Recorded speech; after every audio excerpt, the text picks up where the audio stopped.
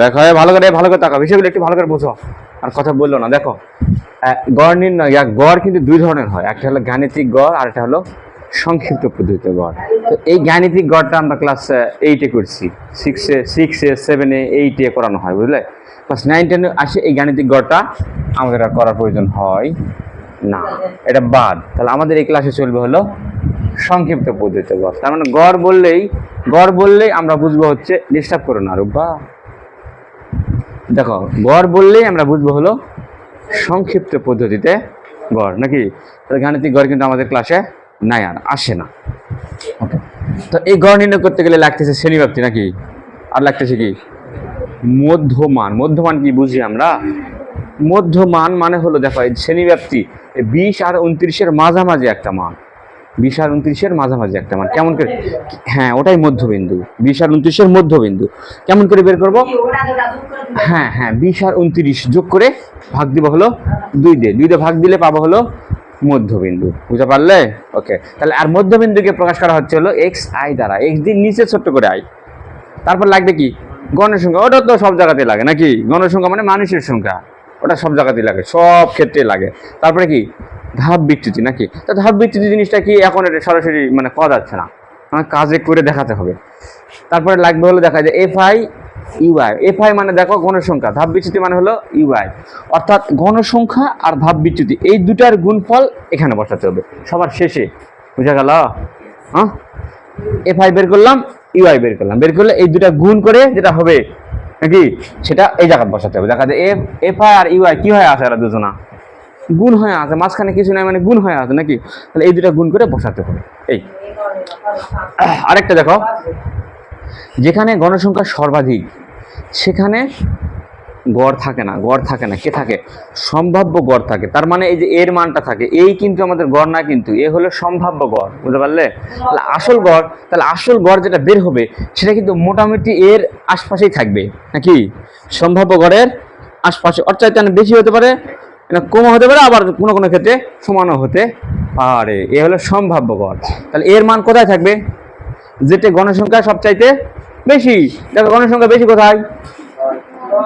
9। তার মানে এই জায়গাতে আছে আমাদের সম্ভাব্য গড়, ওই জায়গাতে আছে সম্ভাব্য গড়। মানে আমরা ধরে নিয়েছি গড় বুঝি এটা হতে পারে। দেখো এই গণসংখ্যা সবচেয়ে বেশি না 9 এখানে, তাহলে আমাদের গড়ের মানটা এখানে এর ভিতরে থাকার সম্ভাবনা বেশি নয়। হ্যাঁ, গড় কি এখানে বেশি থাকবে? এখানে না এখানে। যেটা গণসংখ্যা বেশি ওখানে গড় থাকার একটা সম্ভাবনা আছে, না? যেটা বেশি জিনিস। হ্যাঁ, এই তাহলে আমরা এই যে এখান থেকে ছকটা আঁকাই, কটা জিনিস লাগবে দেখো, কয়টা কলাম লাগবে? এই যে এটা হলো শ্রেণীব্যাপ্তির জন্য, এটা হলো মধ্যমানের জন্য, তারপর কি? এটা হলো গণসংখ্যার জন্য, তারপরে এটা হলো ধাপ বিচ্যুতির জন্য, তারপরে এটা হলো fi ইউআই এর জন্য। বুঝতে গেল? টোটাল 5টা আমাদের কলাম লাগতেছে। এগুলাকে বলে কলাম, আর এগুলাকে বলে রো বা সারি। হ্যাঁ, ঠিক আছে, রো ইংরেজিতে, কলামও ইংরেজি, রো ইংরেজি, দুটাই ইংরেজি। কলাম মানে হলো স্তম্ভ, এগুলা হলো স্তম্ভ, আর এগুলা হলো রো মানে হলো সারি, লাইন তো ইংরেজি কথা, সারি বাংলা, পড়া সারি নয় কিন্তু সারি, এই সারি যা কয় না আমরা ওরকম।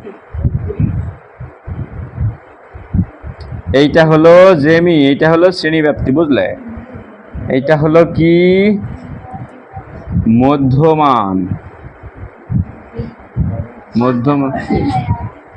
5টা মধ্যমান xi, তারপরে হলো গণসংখ্যা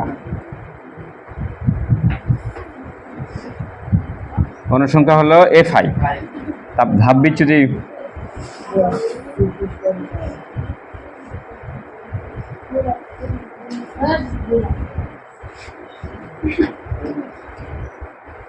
ধাপ বিচ্যুতি হলো ইউআই। ধাপ বিচ্যুতি ইউআই কিন্তু একটা সূত্র আছে রে, সূত্রটা শেখাবো না সেটাই ভাবতেছি। সূত্র শিখে লাভ নাই, মিছাই। আর এখানে হলো fi ইউআই। আচ্ছা, 1 2 3 4টা লাগতেছে, 1 2 3 4 20 থেকে 29 30 থেকে 39 40 থেকে 39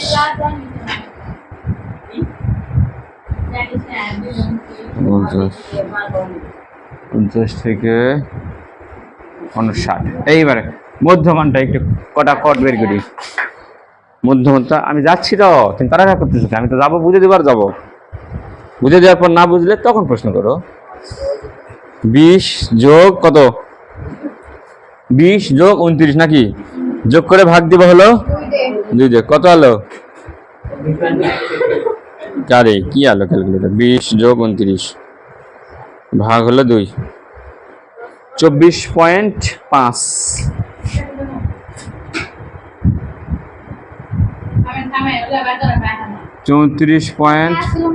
তোমরা পাও করো, আমি পাই না, এই জন্য করতেছি না, আমি ক্যালকুলেটর দেখে দেখে করতেছি।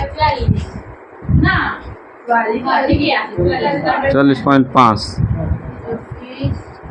যারা বেশি বেশি পারো তারা দান দেখো না, আমার দিকে করো না, দান দেখো। তারপরে এবারে গণের সংখ্যা দেওয়াই আছে, দেখো 20 থেকে 29। ওই যে এটা তো আবার করতে পারলাম, আমার কেউ জিজ্ঞেস করো না, দান রাফি কই না, দান করতে পারলাম। ওই যে 6 7 গণের সংখ্যা, তারপরে 7, তারপরে 9, তারপরে 8। এইবারে আসি ধাপ বিচ্যুতি। এই জায়গা এটাই ভালো করে বুঝো, হাত স্টপ, হাত স্টপ একবার দেখো। সম্ভাব্য গড় আমাকে আগে এ বের করা লাগবে সবার আগে। সম্ভাব্য গড় যেখানে গণের সংখ্যা সবচেয়ে বেশি, কোথায় 9 বেশি, তাহলে এই সোজা যে মধ্যমানটা আছে না, এটাকেই বলা হয় এ। এখানে আমরা এটাকে প্রকাশ করব হলো তীর চিহ্ন দিয়ে, এভাবে এ দিব, দিয়ে বুঝাবো এটা আমাদের সম্ভাব্য গড়, এর মান, বুঝলে। যদিও এর মান যেখানে খুশি সেখানে ধরলেও হবে, কোনো সমস্যা নাই, উত্তরে কোনো সমস্যা নাই, বুঝতে পারলে। কিন্তু আমাদের এখানে ধরাটাই ভালো উচিত, যে সোজা সম্ভাব্য গড় ধরবো। এই ধাপ বিচ্যুতি এদিকে যাবি, যেখানে সম্ভাব্য গড় ধরবো ওই সোজা ধাপ বিচ্যুতি হয় হলো 0। যেখানে এর মান ধরবে, এই মধ্যমানটা কিন্তু এর মান, মধ্যমান এটা হলো এ, গণের সংখ্যা বেশি তার সোজা মধ্যমানটা এ, সম্ভাব্য গড়, গড় কিন্তু নয়, সম্ভাব্য গড় হওয়ার একটা সম্ভাবনা আছে। দেখো অ্যান্সার কিন্তু মোটামুটি 44.5 এর আশপাশেই থাকবে কিন্তু। ওকে, তো ওই সোজা ধাপ বিচ্যুতি হলো 0। ওখান থেকে 0 হয়, নিচের দিকে যাবে 1 2 3, আর উপরের দিকে যাবে -1 2 3, বুঝলে। এই হলো ধাপ বিচ্যুতির ধর্ম আর কাহিনী। আর দেখো নিচের দিকে 1 2 নাই তো, এলা দেখি খাই, তারপরে কত, উপরে 1 2 নাকি উপরের দিকে মাইনাস, কিন্তু উপরের দিকে মাইনাস, নিচের দিকে প্লাস। হ্যাঁ হচ্ছে, কাজ হচ্ছে না, কি হচ্ছে না বুঝলে আমাকে কইও। আচ্ছা গেল ধাপ বিচ্যুতি, গেল হয়েছে ধাপ বিচ্যুতি। বাবা কি জোর রে হুঁয়ে রে। তারপরে এবার দেখো, এবারে ওয়ালাইকুম আসসালাম, এবারে গণের সংখ্যা আর ধাপ বিচ্যুতি এটা কি লিখেছি আমি, FI আর UI দুটা মিলে ধরবো আর গুণ করবো আর বসাবো নাকি। আজ রাখা, এই দেখো 6 দুগুণে 12 প্লাস মাইনাসে মাইনাস, এই যে -12, 7 একে 7 প্লাস মাইনাসে -7, আর 0-এর সাথে 9 গুণ করে 0, 0-এর সাথে 9 গুণ করে 0, 8-এর সাথে 1 গুণ করে 8 একে 8। আমাদের কি কি লাগতেছে দেখো এখানে, এই যে টোটাল গণের সংখ্যা লাগবে n টোটাল কত জানো, যোগ করে কত হয়েছে রে, 6 আর 7 13, 13 আর 9 মনে করো 2 3 22, 22 আর 8 30, টোটাল n হলো মোট গণের সংখ্যা লাগবে কিন্তু n হলো মোট গণের সংখ্যা। আর কি লাগে জানো, এই কি কি যে লাগে ওটা তো আমরা আগে থেকে এখানে বসাচ্ছি। আমরা এক কাজ করি, সূত্রটা ফেলাই নাকি, সূত্র ফেলে দেখি ওখানে কি কি লাগে, নয় দেখে দেখে তারপরে টান টানে বার করবো। হ্যাঁ এই যে দেখো গড়ের সূত্র, গড়ের সূত্র বলো, গড়ের সূত্র কে বলবে, কে বলবে, তামিম বলো। পরিসংখ্যানের অঙ্ক ক্লিয়ার নাই, ক্লাস 10 অর্ধেক পরে যাচ্ছে, ছাত্র হয়েছে এখন দাথা, ছাত্র নয়। A প্লাস বলো, লিমা বলো, FI UI n গুণন H, ভেরি গুড। ওকে, এটা হলো আমাদের গড় নির্ণয়ের সূত্র। তাহলে কি কি লাগতেছে? এ লাগতেছে, এ তো ক্লিয়ার, এ তো হয়ে আছে আমাদের, এ নিয়ে কোনো টেনশন নাই। তারপরে দেখো এন, এন এই যে বের করলাম লাগবে, এই জন্য এন মানে মোট গণসংখ্যা। ওকে, তারপর আর কি লাগতেছে? এই ওই এইচ তো এমনিতেই জানি, এইচ তো আর বার করার প্রয়োজন নেই। এইচ মানে কি শ্রেণী ব্যাপ্তি নাকি? 20 থেকে 29 কত? 10, 10 নাকি 10। আচ্ছা এখানে লিখলাম মানগুলো কি কি আমাদের হাতে রেডি, ওটা একটু লিখি তো। এ হলো, এ কত দেখো তো? 44.5 এ। আর কি কি রেডি আছে হাতে? এন আমাদের রেডি আছে 30। আর কি কি রেডি আছে? এইচ আমাদের এমনি থেকেই রেডি থাকে, এইচ তো বের করার প্রয়োজন হয় না। শ্রেণী ব্যাপ্তি দেখো 20 থেকে 29, গোনা ভালো করে, শ্রেণী ব্যাপ্তিটা বের করে দাও তো তুমি। কত? না গুনলেই 10 আছে, গুনলে 12 হয়, 13 হয়ে যাবে। দাও তো, তুমি গুনে কও, না গুনে কেন করে 10 হলে? তা আজকে মানুষের শুনে কও গা, মনে মনে এক ঘড়ি গুনছে। আচ্ছা এভাবে বুঝছেন, দেখো 20 থেকে গোনা লাগে, 20, 21, 22, 23, 24, 25, 26, 27, 28, 29, 20 থেকেও শুরু করা লাগবে। 20-এর পর থেকে না, এরকম না 20 আছে 21 সিঙ্গা করে না, 20টাও ধরা লাগবে তো নাকি? এই দেখ 10 হলো নয়, টোটাল কটা লোক হলো? 10টায় 4, 4, 8, 9, 10। তাহলে শ্রেণী ব্যাপ্তি হলো, এইচ হলো শ্রেণী ব্যাপ্তি নয়, দেখো হাতত গুনে গুনে কয়া লাগে, না গুনে করলে আবার ভুল যাবে না। ওকে, সব রেডি হয়েছে। আর কি রাখি? সামাশান। সামাশান মানে কি? এই চিহ্নটার মানে কি রে? এই যে উল্টা দিকে কাঁচ হয় এম না কি কয় এটা? এই কাঁচ হয় এম, এটা কি বলে? সামাশান নাকি? সামাশানের বাংলা হলো সমষ্টি। কার সমষ্টি? এফ আই আর ইউআই এর সমষ্টি। ও এটা এফ আই ইউআই, তাহলে সবগুলা মিলে ধরে যোগ করলে কি হবে? এফ আই আর ইউআই এর সমষ্টি নাকি? ওটাই তো সামাশান, ওটাই তো সামাশান। তাহলে এই যে সামাশান অফ এফ আই, সামাশান মানে সমষ্টি রে, মানে সমষ্টি মানে এফ আই আর ইউআই সবগুলা ধরে ধরে যোগ করে এটা বসে দিলে ওটাই হবে সামাশান অফ এফ আই ইউআই। বুঝলে? যোগ করি কত হয় দেখি তো, 8 7 বাদ দিলে এটা হচ্ছে মনে করো -7, 12 থেকে 7 বাদ দিলে 7, 7 5 12, -5 নাকি? তুলে আমি বুঝতে পাবো না তো।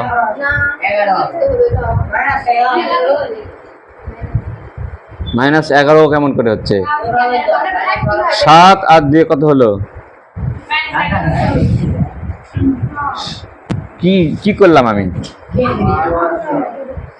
ও এখান থেকে হচ্ছে প্লাস 1 ঠিক আছে ঠিক আছে ঠিক আছে ঠিক আছে, sorry sorry sorry sorry sorry sorry sorry, -1 যোগ করা হয়েছে সবগুলা ধরে ধরে। -12, -7, শূন্য দরকার নেই তো, তারপরে যোগ 8, ক্যালকুলেটর তুলে যোগ দেওয়া সবগুলা। এবার পেয়েছি রে সামাশান। সামাশান অফ এফ আই ইউআই সমান হলো মাইনাস, ধাপ বিচ্যুতিটা শিখেছে বইটা। শোনো, যেখানে শোনো ভালো করে শোনো, যেখানে গণসংখ্যা সবচেয়ে বেশি না ওখানে সম্ভাব্য গড় থাকে, ওই সোজা মধ্যমানটা হয় হলো সম্ভাব্য গড়। গণসংখ্যা বেশি, সবচেয়ে বেশি এই যে 9 এখানে নাকি, ওই সোজা যেটা মধ্যমান সেটা হলো আমাদের সম্ভাব্য গড়, মানে এর মান। তাহলে ওই এর মানের সোজাই হয় ধাপ বিচ্যুতি 0, এর মানের সোজা যায় ওখানে ধাপ বিচ্যুতিটা হবে হলো 0। এখানে এটাই আমাদের আসল বিষয়, এর সোজা যায় 0, 0 থেকে উপরে নিচের দিকে গেলে 1 2 3, আর উপর দিকে গেলে -1 2 3, যতগুলো ঘর থাকবে থাক, এখন কত দূর যায় যা নাকি। নিচে একটাই ঘর আছে 0 1, আরো থাকলে দিতাম 2 3 4 5 9, আর উপরে দিতাম 0 -1 -2, আরো থাকলে -3 -4 যতগুলা হবে ঘর দিয়ে দিল। এফ আই ইউআই মানে এই দেখ এই দুটো ধরে গুণ, এফ আই বলেই দেওয়া আছে এখানে, এফ আই আর ইউআই কি হয়ে আছে আর দুজনা গুণ হয়ে আছে না, তাহলে গুণ করা লাগবে। এফ আই কোনটা? এটা নয়, এফ আই মানে কি? গণসংখ্যা। গণসংখ্যা ওটা আমরা ইংরেজিতে কই এফ আই, আর ধাপ বিচ্যুতি ইংরেজিতে বলি ইউআই। এই তো মধ্যমানকে ইংরেজিতে বলি এক্স আই। এই তো, তাহলে এফ আই ইউআই মানে গণসংখ্যা আর ধাপ বিচ্যুতি, গণসংখ্যা আর ধাপ বিচ্যুতি দুটা মিলে গুণ করা লাগবে। এই তো 6 2 12, প্লাস আছে এর মাইনাস আছে, প্লাস মাইনাসে মাইনাস। আর দেখ 7 কে 7, প্লাস মাইনাসে মাইনাস, 9 আর 0 গুণ করে 0, 8 আর 1 গুণ করে 8 হয়েছে। ওকে, ভেরি গুড। এই সব রেডি না, কিছু বাদ আছে দেখো তো, সব রেডি নয়? রেডি, এখন বসে দিলে তো অঙ্ক শেষ নাকি, নিজে বসে দিলাম। মানতে বসে হবে এই দেখো মানটা বসাচ্ছি, দেখো এর মান হলো এই যে এর মানে যেটা 44.5 যোগ সামাসান এফ আই ইউ আই, মানে এই সামাসান মানে এই যে সবগুলার যোগফলকে সামাসান বলতেছি। এটা এটা এটা বুঝা পাইছি, সেটা সবগুলা মিলে যোগ করে -11 হয়েছে। -11 ক্যালকুলেটর মাইনাস দিয়ে যেতে লাগবে, -12 -7 যোগ 8 নয়, যোগ 8 এর সামনে কি আছে প্লাস আছে, তাহলে এর সামনে -12 -7 +8 দিলে অ্যান্সার আসবে -11। ওটা দেখো, তাহলে এটার মান হলো -11 আর n এর মান হলো 30, এই হলো 10। এই জায়গায় কাটতেছি, দেখায় 0, এই 0 কাটা, 44.5 এই যে এটা কি হবে দেখাই যা, প্লাস মাইনাসে মাইনাস। এখন 11 3 দিয়ে ভাগ দিলে কত হয়? 3.66। বিয়োগ করলে, বিয়োগ করার পর কত বলো? 40.84। এই হলো আমাদের গড়। কত সিম্পল গড়।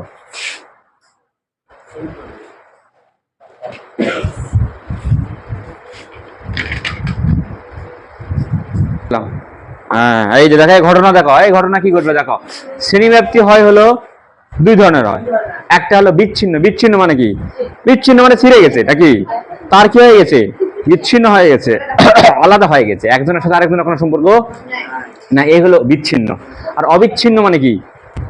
জোড়া লাগে আছে নাকি, একজনের সাথে আরেকজনের একটা সম্পর্ক রয়েছে, এটাকে বলা হয় অবিচ্ছিন্ন। ওকে, তো এখন দেখো এই অবিচ্ছিন্ন, দেখো এখানকার শ্রেণীব্যাপ্তিটা কি বিচ্ছিন্ন নাকি অবিচ্ছিন্ন? দেখো তো 20 থেকে 29 নাকি, এটা কত? এই এর সাথে আর কোনো সম্পর্ক আছে? হ্যাঁ, আমি তো কোনো সম্পর্ক পাচ্ছি না খুঁজে, কথা বলো না। দেখো এটা 20 থেকে 29, এটা বা কত ছেড়ে হয়েছে 30 থেকে। বলো তো এই শ্রেণীব্যাপ্তির সাথে এই শ্রেণীব্যাপ্তির কোনো সম্পর্ক আমরা খুঁজে পাচ্ছি না কোনো সম্পর্ক। দেখো এটার সাথে এটা পাচ্ছি না, তার মানে এই শ্রেণীব্যাপ্তিগুলো হচ্ছে কি সম্পর্ক নাই, বিচ্ছিন্ন শ্রেণীব্যাপ্তি। কিন্তু দেখো তো আয়তলেখ অঙ্কন করতে গেলে আমাদের কি কি লাগে? শ্রেণীব্যাপ্তি। আচ্ছা তুমি আগে আমি বুঝাই, তারপরে তুমি প্রশ্ন করো, না বুঝতে পারলে। ওই তো আমি আগে শেষ করি। দেখো শ্রেণীব্যাপ্তি লাগবে নাকি, তারপরে কি লাগবে? অবিচ্ছিন্ন শ্রেণীব্যাপ্তি। শ্রেণীব্যাপ্তি হলে হবে না, আয়তলেখ অঙ্কন করতে গেলে লাগবে কি? মাথায় রাখো, আয়তলেখের জন্য লাগবে অবিচ্ছিন্ন শ্রেণীব্যাপ্তি। আর কি লাগবে? গণের সংখ্যা তো থাকে নয়, ওটা নিয়ে আমাদের টেনশন না। টেনশন তাহলে কাকে নিয়ে? অবিচ্ছিন্ন শ্রেণীব্যাপ্তি নিয়ে। অবিচ্ছিন্ন মানে এর সাথে যেন আর একটা সম্পর্ক থাকে, বুঝলে? সম্পর্ক যেন তৈরি হয়, তাহলে সম্পর্ক আমরা তৈরি করি। তাহলে এই যে আয়তলেখের জন্য এই যে ছক আঁকাচ্ছি, এটা হলো শ্রেণীব্যাপ্তি নাকি, এই ঘরটা হলো শ্রেণীব্যাপ্তি, আর এই ঘরটা হলো অবিচ্ছিন্ন। এই দুই লাইনে লেখো রে, এটা না, ঘরটা মোটা করে লেখো।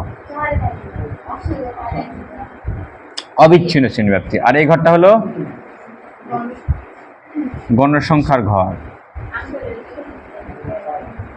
এই গণসংখ্যার ঘর, গণসংখ্যার ঘর। কটা লাগতেছে এদিকে সাদিয়া? কটা লাগতেছে এদিকে? 2টা 3টা 4টা। কবে না সাদিয়া, কথা কও না কে? শ্রেণীব্যাপ্তি তাহলে দেখো কত? 20 থেকে 29, তারপরে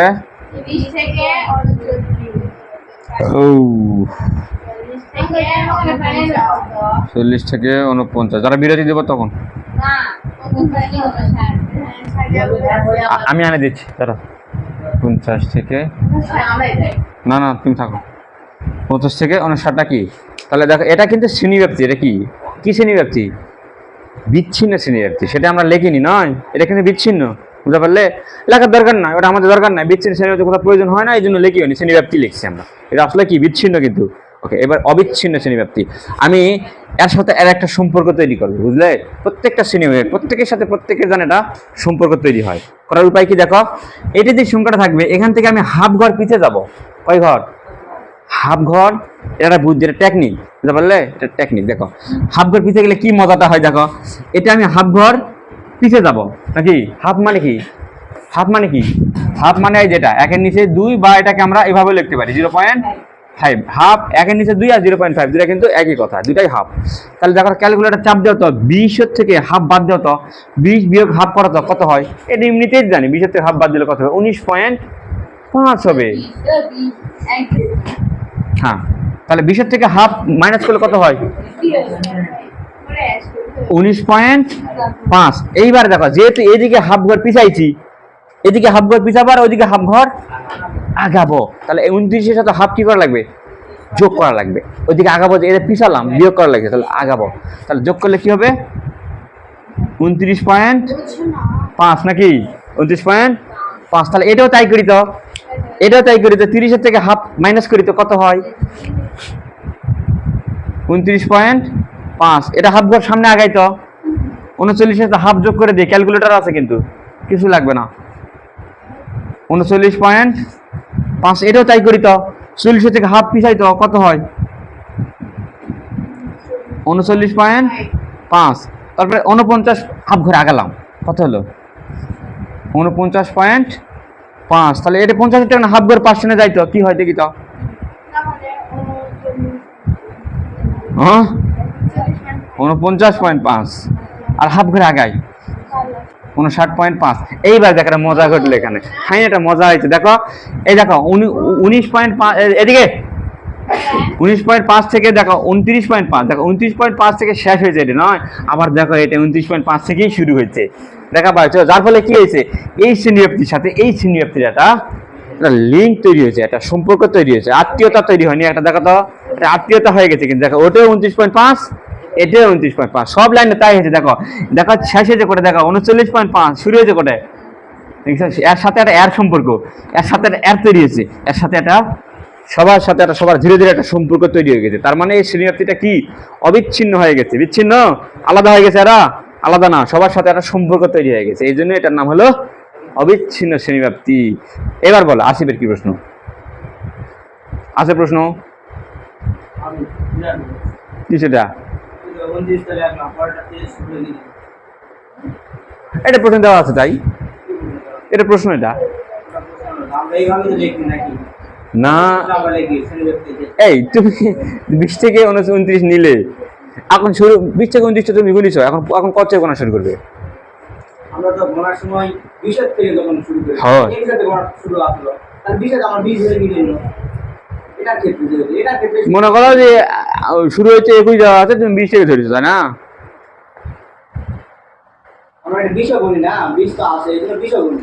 আমরা এমনি গোনার সময় কি বলি? 20 আছে থাক, 21 থেকে গোনা শুরু করি না, পর থেকে গোনা শুরু করি। হ্যাঁ, আর এখানে ওখান থেকে গোনা শুরু করি, আর লাস্টে আবার 1 2 5 বেশি হয়। এটা কেন? 20 থেকে 29 নাকি? 10 ঘর আছে, তাহলে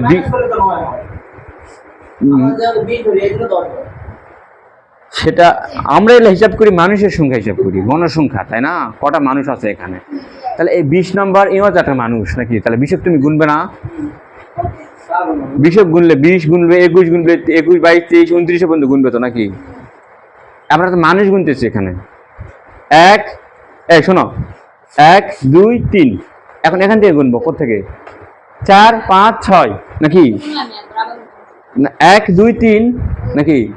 এখন 1 2 3 কটা মানুষ আছে এখানে? তাহলে 1 থেকে 3 বাদ দিলাম, 2টা মানুষ হলো হিসাব।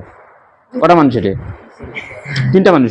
তাহলে 1 2 3 নাকি? তাহলে 1 থেকে 3 পর্যন্ত কটা মানুষ? ও আমরা তো সবসময় মাইনাস করি, তাহলে একটা আছে 3 থেকে 1 বাদ দেয়, 2টা মানুষ। তাহলে কে এর থেকে মিশে গেল? আমি মিশে গেছে। এটা কি কোনো সিস্টেম? এটা কি কোনো সিস্টেম হলো? তুমি কও, বুঝলে ঘটনা? মানুষগুলো এলাকা মানে এলা গণসংখ্যা এলা, আর তুমি যেটা করছো না মাইনাস করি, এটা হলো আমরা যখন দৈর্ঘ্য নির্ণয় করি, ফিতা যখন মাপি ওটা দৈর্ঘ্য বের করি, এখানে মানুষের সংখ্যা। তুমি একজন কি জন্য হাওয়া করে দিবে? বুঝতে পারছো ঘটনা? ভেরি গুড, ওকে, ঠিক আছে। এবার দেখো এই ঘটনাটা বুঝতে পারছো? অবিচ্ছিন্ন শ্রেণীব্যাপ্তি কিভাবে বানালাম? বানাইছি, এগুলোর সঙ্গে দেওয়া আছে, দেখে দেখে এবার তুলবো নাকি? এটা কত? 6, এটা কত? 7, এটা কত? 9, এটা কত? 8 নাকি? ওকে, তাহলে এবার দেখো এটাকে বসাবো x অক্ষে, এটাকে বসাবো এক্স অক্ষে, আর এটাকে বসাবো ওয়াই অক্ষে। বসে কি আঁকাবো? কি আঁকাচ্ছি আমরা? আয়তলেখ। লেখের ইংরেজি হলো গ্রাফ, বুঝতে পারলে? এই তৌফিক, তুমি তো বুঝে পাও না আবার কখন গ্রাফ আঁকা লাগবে। যখন করবে আয়তলেখ তখন গ্রাফ আঁকাবে। লেখ লেখ থাকবে, লেখ, আর ইংরেজিতে গ্রাফ। গ্রাফ আঁকাতে বলবে যখন, তখন তুমি গ্রাফ আঁকাবে।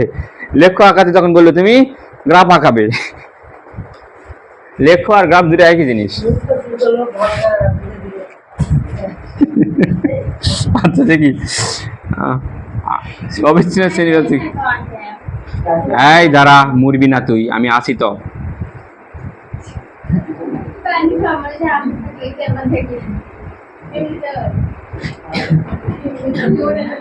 অবিচ্ছিন্ন শ্রেণীব্যক্তিকে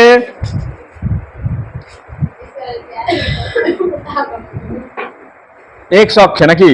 অবিচ্ছিন্ন শ্রেণীব্যক্তি কোনটাকে? এইটাকে। এইটাকে শ্রেণীব্যক্তি না, নট শ্রেণীব্যক্তি। শ্রেণীব্যক্তি বসে না আয়তলেখে, কিন্তু এখানে বসবে হলো অবিচ্ছিন্ন শ্রেণীব্যক্তিকে এক্স অক্ষে এবং ওয়াই অক্ষে কে? গণসংখ্যাকে। অক্ষ এখানে দুটা, একটা এক্স অক্ষ আর একটা ওয়াই অক্ষ। অক্ষের ইংরেজি জানো কে? অক্ষের ইংরেজি কি? অ্যাক্সিস। এই জন্য এলাকা বলা হয় এক্স অ্যাক্সিস, ওয়াই অ্যাক্সিস, বুঝতে পারলে? অনেক জায়গায় বলে কিন্তু। গণসংখ্যাকে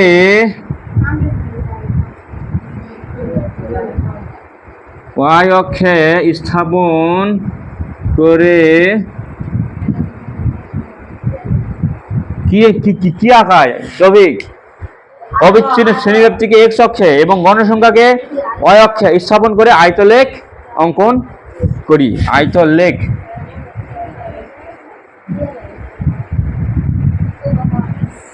অঙ্কন করি, অঙ্কন করি।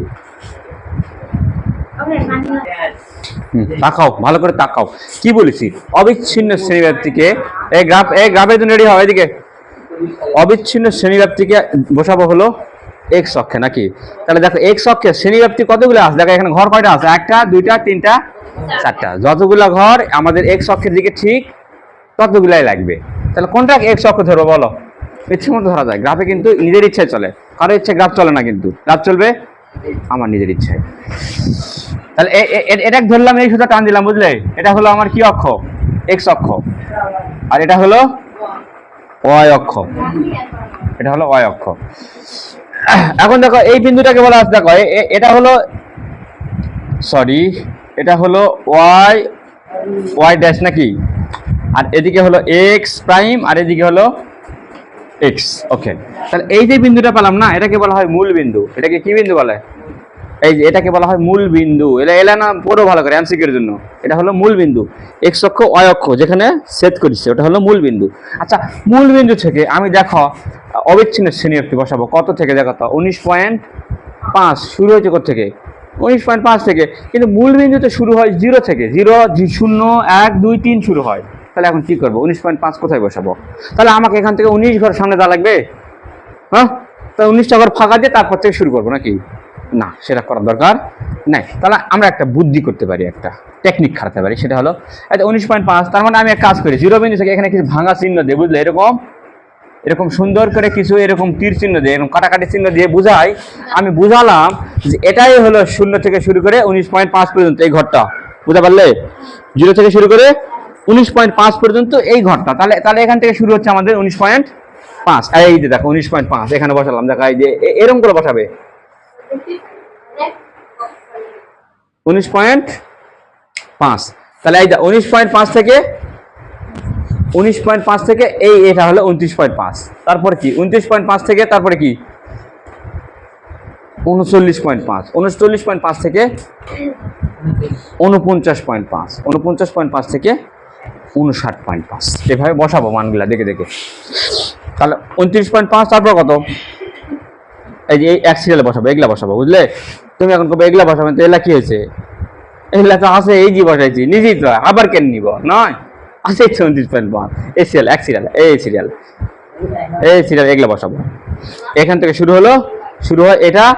দেখা এই ঘরটা কিরকম দেখা, এই দিক খেচাং নয়, এই মানগুলা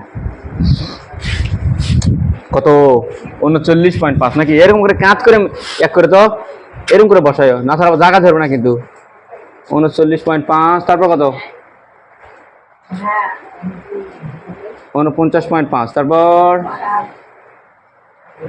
59.5 সবগুলা বসা শেষ হয়েছে। দেখো ঠিক আছে না? ওকে ঠিক আছে। পরে পরে করো, আগে বোঝো, আগে বোঝো, এদিকে দেখো, ভালো করে দেখো। তাহলে এই যে অবিচ্ছিন্ন শ্রেণী ব্যক্তি বসালাম কোন অক্ষের দিকে? এক্স অক্ষের দিকে। এবার গণসংখ্যা বসাবো। দেখো এক্স অক্ষে বড় বর্গের এক বাহু, হ্যাঁ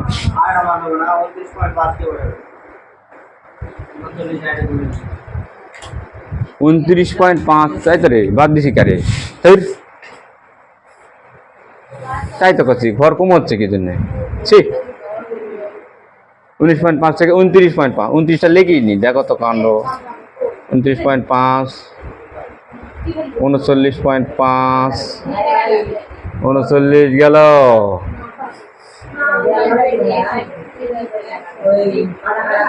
49.5, তারপরে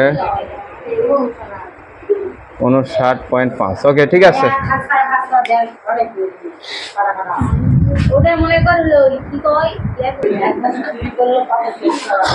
এটা লিখতে হবে, এটা কিন্তু গ্রাফেও লিখতে হবে আবার খাতায় লিখতে হবে। কিন্তু যদিও এটা খাতায় লেখার কোনো নিয়ম নাই, কিন্তু যদিও এটা খাতায় লেখার কোনো নিয়ম নাই, কিন্তু কোনো স্যার মানবে না, কিন্তু কোনো স্যার করবে যে খাতা লেখা লাগবে। আসলে খাতায় লেখার কোনো প্রয়োজন নাই, গ্রাফে লিখলেই যথেষ্ট হয়। হ্যাঁ এক্স অক্ষে বড় বর্গের এক বাহু কত ধরা লাগবে?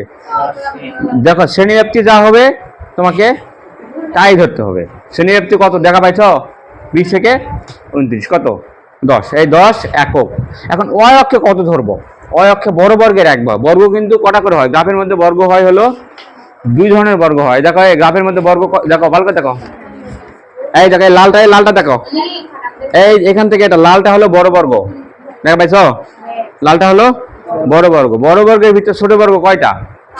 5টা করে ছোট বর্গ থাকে। ভালো করে দেখো, পুচি বর্গ আছে কিন্তু ছোট ছোট। একটা বড় বর্গের ভিতর 5টা করে এক লাইনে 5টা করে ছোট বর্গ থাকে। এই জন্য বলে দিতে হয় এখানে কোন বর্গ তুমি ধরলে। এখন এক্স অক্ষে বড় বর্গের এক বাহু কত ধরবে সেটা বলে দেয় আমাদের গণসংখ্যা। গণসংখ্যা দেখো সর্বোচ্চ কত আছে এখানে? সর্বোচ্চ 9 আছে। তুমি এক ঘরের মান 1 যদি ধরো তাহলে কয় ঘর যাওয়া লাগবে? 9 ঘর। তোমার গ্রাফে 9 ঘর নাই তো? আমার গ্রাফে তো 9 ঘর নাই নাকি? তাহলে এক ঘরের মান কত ধরবো? 2 ধরবো। মনে করো ধরে নেও গণসংখ্যা হচ্ছে 60। কত হয়েছে গণসংখ্যা? টুম্পা গণসংখ্যা এখানে 60 আছে, তাহলে এক ঘরের মান কত ধরা লাগবে? 5 করে ধরবো নাকি? 5 করে ধরলে তাও তো কটা লাগবে? 5 12 12টা লাগবে। তাহলে 10 করে ধরাটাই ভালো হবে, তাই না? কত ধরবে সেটা তোমার ইচ্ছা, যা খুশি তাই ধরো। কথা হলো গ্রাফের গান বসে। তাহলে এখানে কত ধরা লাগছে দেখো, এক ঘরের মান 2। কিন্তু তোমাদের যত বড় গ্রাফ 2 ধরার মনে প্রয়োজন নাই। এই আমার এখানে ঘর নাই, কটা আছে দেখো? 1 2 3 4 5 6 7টা আছে। আমার এখানে 9টা ঘর নাই, তোমাদের আছে তো 9টা। তাহলে তোমরা কত ধরবে? আমি 2 ধরলাম, আর তোমরা ধরবে 1।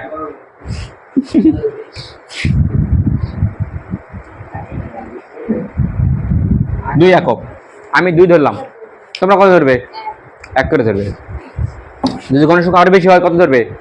5 ধরবে। আরো বেশি হলে 10 ধরবে। যত বেশি হবে তত।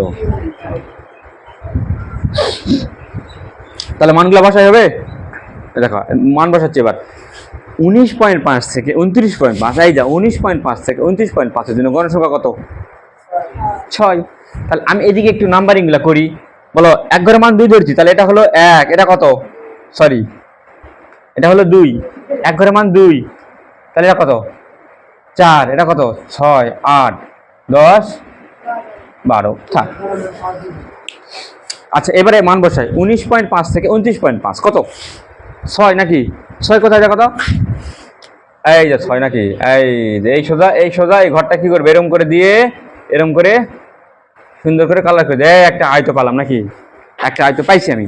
এবারে পরেরটা দেখো, 29.5 থেকে কত? 29.5 থেকে 39.5 কত? পরেরটা বোঝো তাহলে তো হয় সবগুলো এক। কত? 7।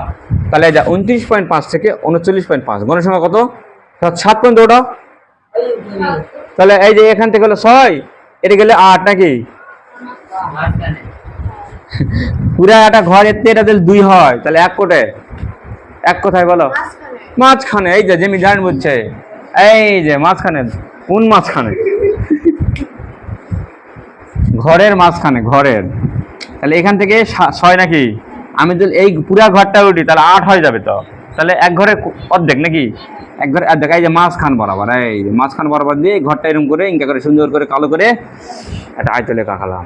বুঝতে পারলে? এই টপিক। তারপরে এবারে 39.5 থেকে 49.5 কত? 9 উঠি। এই যে 8 8, তাহলে এই যে অর্ধেক গেলাম নাকি?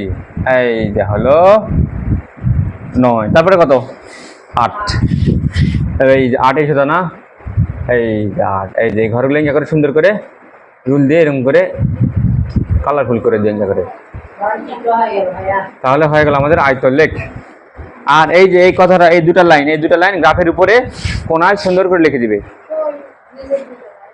হ্যাঁ, এই দুটা লাইন আসলে গ্রাফেই লেখার নিয়ম, কিন্তু কোনো কোনো সারের সমস্যা হয়, এই জন্য তোমরা এখানেও লিখবে, ওখানে লিখবে, খাতাতে লিখবে, গ্রাফেও লিখে দিবে, দু জায়গাতেই লিখে দিবে।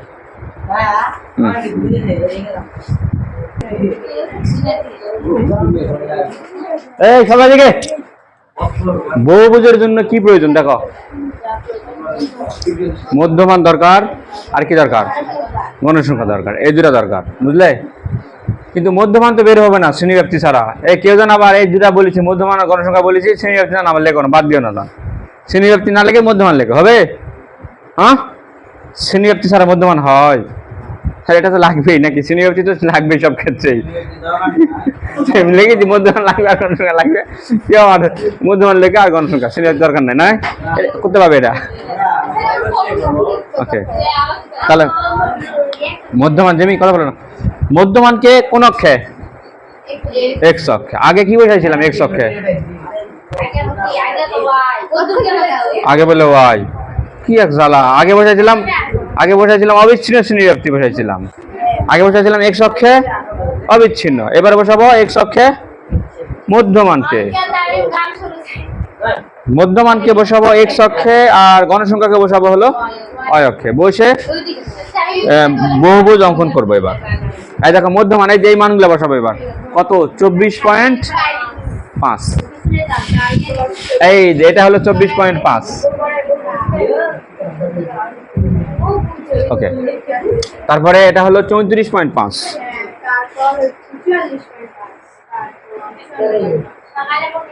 তারপরে চলে আমার এই বরবান্ডি কোথায়? আমি এটা কাজ করেছি, তুমি গল্প করো কেন? 34.5 44. তুমি দেখবে না, কিছু করবে না, চিল্লাবে। 54.5 সিম্পল। একটা পরিসংখ্যান মানুষ করায় নাকি আজগবি? তার পরিসংখ্যান করে দেওয়া উচিত। 54 পয়েন্ট। এলে এমনিতেই মানে দেখলেই হয়। আমাকেও শেখায়নি কোনো পরিসংখ্যান, কোনো স্যার আমাকে শেখায়নি জীবনও। আমি দেখে বুঝি হয়ে গেছে, এই যোগ করতে বিয়োগ করতে এলা আবার শেখানো এলাম আমি কার কাছ থেকে। 24. গণসংখ্যা দেখো, 24.5 যখন ছিল তখন গণসংখ্যা কত? 6। তাহলে এইদিকে কত ধরলাম? 2 4 6 8 10 12 14। তাহলে এদিকে বসাই 24.5 6 কোথায়? 2 4। এই একটা এই শোনো, এইবার কিন্তু আমি বিন্দু পাবো, এবার একটা করে পয়েন্ট পাবো। কিন্তু কি হয়েছে? গান বন্ধ করো, গান শুনতেছো কার? গান শুনো না, মনোযোগ, ইয়ারফোন খোলো। ইয়ারফোন খোলো, গান শুনবে না, মোবাইল টিপবে না, তুমি জানো না? 6। তারপর কত? 34.5 জন্য কত? 7। 7 কোথায়? 6 এই 7 এইখানে। তারপরে কত? 9 8 এই যে 9 এখানে মাঝখানে। তারপর কত? 8 এই এখানে নাকি? এই যে বিন্দুগুলো পেলাম না, বিন্দুগুলো এখন আমি যোগ করে দেবো। এই এখান থেকে এখানে, এখান থেকে এখানে, এখান থেকে এখানে, এখান থেকে এখানে। তুমি দেখলে সেটা বুঝবে, না দেখলে কেমন করে বুঝবে?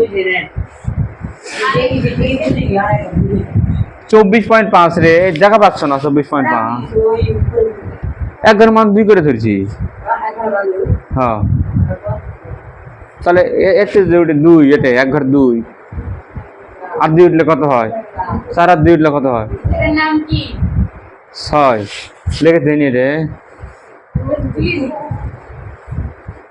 ওকে তারপরে কি বলছেন এক ঘরের মান 2 কোটি ধরো 10 লাখ ধরো 5 লাখ ধরো 10 ধরো 20 ধরো এক ঘরের মান আমি 2 ধরছি তুমি 5 ধরো 5 ধরো যদি না হয় 10 ধরো তুমি 10 ধরো যদি না হয় 20 ধরো হ্যাঁ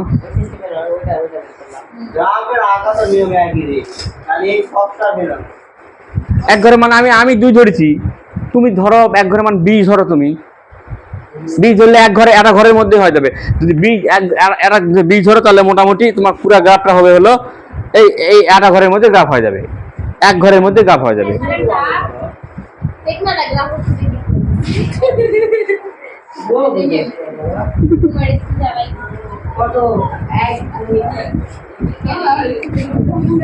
এই তারপরে হিসাবটা দেখো তারপরে এই জায়গায় কনফিউশন তোমাদের সবার অনেকের কনফিউশন এখান থেকে ডাইরেক্ট সোজা এই সোজা ডাইরেক্ট এই সোজা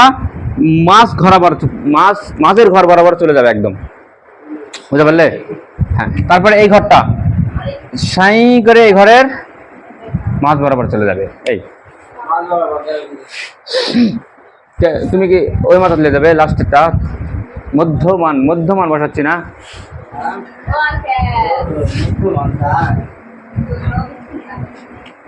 হয়ে গেল আমাদের বহুভুজ অঙ্কন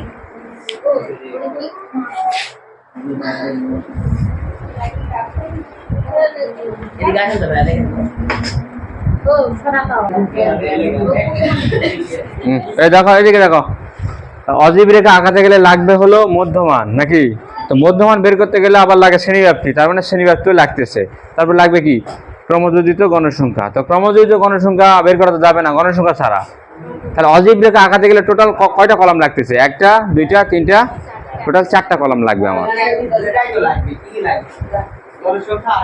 মধ্যমান আর ক্রমযোজিত গণসংখ্যা হ্যাঁ তাহলে এবার ক্রমযোজিত গণসংখ্যা আগে বের করলাম তো নাকি ক্রমযোজিত গণসংখ্যা তাসলিমা কত এটা লিখবা 6 লিখবা ওই সোজা যা থাকে তাই লেখা লাগে 6 আর 7 যোগ করে 12 রেখে 13 9 22 আর 8 টোটাল হলো 30 নাকি এবার দেখো তাহলে দেখো কি লিখছি মধ্যমানকে x অক্ষে আর ক্রমযোজিত গণসংখ্যা বসা লাগবে কিন্তু ক্রমযোজিত গণসংখ্যাকে y অক্ষে স্থাপন করে অজীব রেখা অঙ্কন করি এখন বলে x অক্ষে বরাবর করে একবার x অক্ষে তো এটা ফিক্সড আমাদের শ্রেণীব্যাপ্তি যা হয় এক ঘরের মান তাই ধরতে হয় এখন বলো y অক্ষে বরাবর করে দেখো ক্রমযোজিত গণসংখ্যা বসাবো ক্রমযোজিত গণসংখ্যা সবচেয়ে বড় কত 30 বসাবো তাহলে 30 এক ঘরের মান কত ধরা লাগবে কত ধরবে এক ঘরের মান 5 ধরবে কটা ঘর লাগবে তাহলে 30টা আছে এক ঘরের মান 1 ধরলে হবে 2 ধরলে হবে 2 ধরলে কত ঘর ওটা লাগবে 15টা ওটা লাগবে 2 ধরলে এক ঘরের মান 2 ধরলে সর্বোচ্চ মান কত 30 তাহলে 30 এর অর্ধেক 15 ঘর পর্যন্ত ওটা লাগবে না ওকে তাহলে এই দেখো এক ঘরের মান কত ধরবে এখানে 5 ধরলাম নাকি এক ঘরের মান 5 ধরলাম তাহলে এদিকে দেখো তাহলে এক ঘরের মান 5 এখান থেকে কতখানি উঠলাম এটা 5 তারপর এটা কত 5 5 করে 10 আর 5 15 আর 5 20 আর 5 25 25 আর 5 ব্যাস 30 পর্যন্ত হলেই আমার কাজ হয়ে যাবে ভালো করে দেখো সব বাদ দাও লেখালেখি বাদ দাও এবার দেখো যখন 24.5 তখন কত ক্রমযোজিত গণসংখ্যা এটা না কিন্তু এটা বাদ এবার বসতে হলে এইটা আর এইটা বসবে কত 6 তাহলে এখানে 6 ওটা 6 কোথায় দেখা পাচ্ছ তাহলে এটা হলো 5 নাকি 5 তাহলে 6 অর্ধেক 6 একটা করে ঘরের মধ্যে কটা করে ঘর থাকে ছোট ছোট 5টা তাহলে এর থেকে না যদি পুরাটা 5 হয় তাহলে ছোট একটা করে ঘর কত করে হচ্ছে 1 করে হচ্ছে ছোট একটা করে ঘর 1 করে হচ্ছে 5টা ঘর থাকে না টোটাল, বড় ঘরের ভিতর ছোট ছোট পিজি পিজি 5টা থাকে না, তাহলে এর থেকে একটা 5, তাহলে ছোট একটা ঘর এক করে নয় 1 2 3 4 5 নাকি, তাহলে এখানে 5 6 করে হবে, তাহলে ছোট একটা ঘর উঠবে নাকি, ছোট্ট একটা ঘর উঠবে, একটা করে ঘর, এই যে ছোট ছোট ঘর দেখো পিজি পিজি ঘর আছে কিন্তু গেল। এবার 34.5 কত 13, 13 13 যোগ করে কোথায় 13, তাহলে 10 1 10 11 12 13, এই যে এই বিন্দুটা পেলাম নাকি, তাহলে এখানে এই বিন্দু পেলাম এখানে এই বিন্দু, তারপর কত 40.5 এর জন্য 22, 22 কোথায়, এই যে 20 20 21 22, তাহলে এই যে দুই ঘরে যাই পেলাম আমি 22 বিন্দুটা, 22 বিন্দু হলো। তারপর কত এবার 30 বিন্দু, এবারে এখান থেকে 30 এই যে 25, এই যে 30 বিন্দু। অজীব রেখা কিন্তু কখনোই নিচে নামে না, অজীব রেখা সবসময় আকাশের দিকে যায়, তারপর এটা সোজা করে মাঝখান বরাবর ঠেকে দিবে নিচেরটা একবারে। ওনি লাগো না, অজীব রেখা কখনোই নিচে নামে না, অজীব রেখা সব সময় উপরে উঠবে, চুল পরিমাণ সামান্য পরিমাণও ডাউন হবে না, ও সব সময় অজীব উপরের দিকে উঠবে। হ্যাঁ, ক্রমজিত গণের সংখ্যা বসাই দেয়, কখনোই নিচে নামবে না। হ্যাঁ, অজীব রেখা সব সময় উপরে ওঠে।